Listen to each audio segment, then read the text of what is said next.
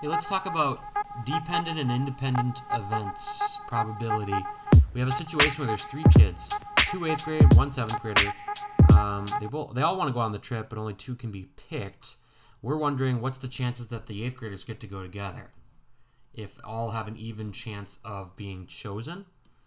You could build a whole tree diagram, and they show you this in the book where you're considering every possibility. But honestly, it's not the quickest way to do this.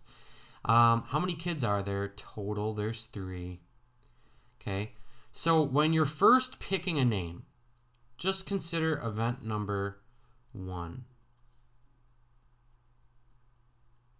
When you're first picking out of three names, what's the likelihood? What's the probability they will pick the eighth grader? Well, there's two eighth graders out of the three students. If they chose the eighth grader, which is what we're looking for, event number 2, what's the likelihood they still pick another eighth grader, which is what we're looking for? Okay, well, there's only one eighth grader left if we've already chosen one. Out of how many kids are left? 2 in this scenario. So actually, instead of drawing out the whole tree diagram, to find the probability of choosing both eighth graders, you just have to go 2/3 times 1/2. The probabilities of each event.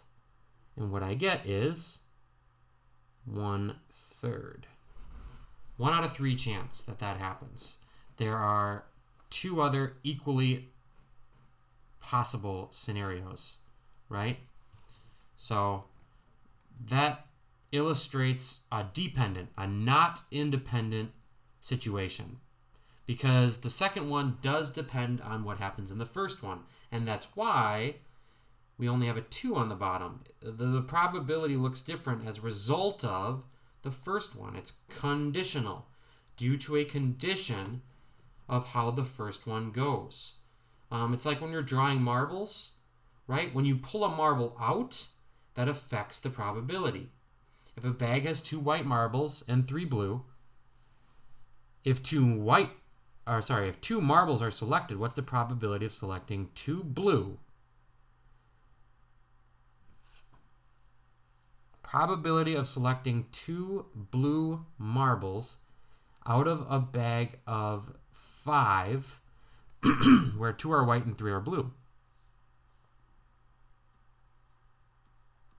2 are white and 3 are blue.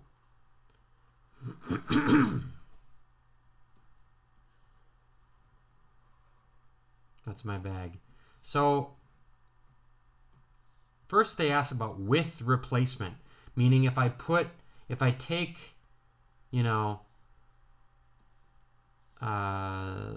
grab an eraser. If I take a blue out, because I think that's what we were looking for was blue. If I take a blue out,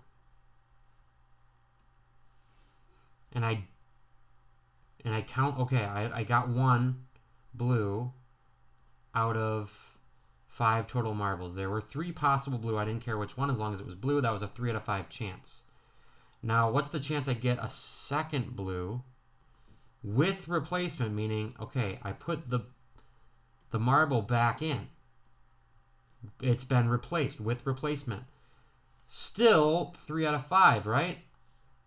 Because nothing's changed. It's not dependent. It's an independent probability. Both of these are independent of each other.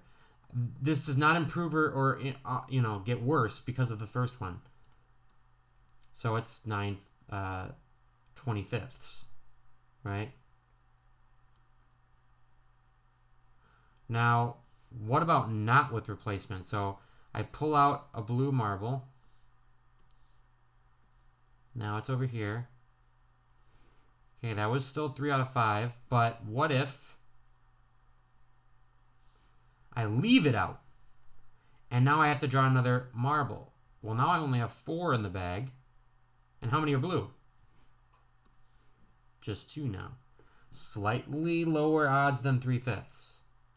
So it's going to be 6 out of 20, which is actually lower odds than 9 out of 25.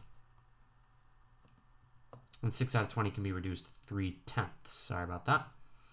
So why don't you try A, C, D, please?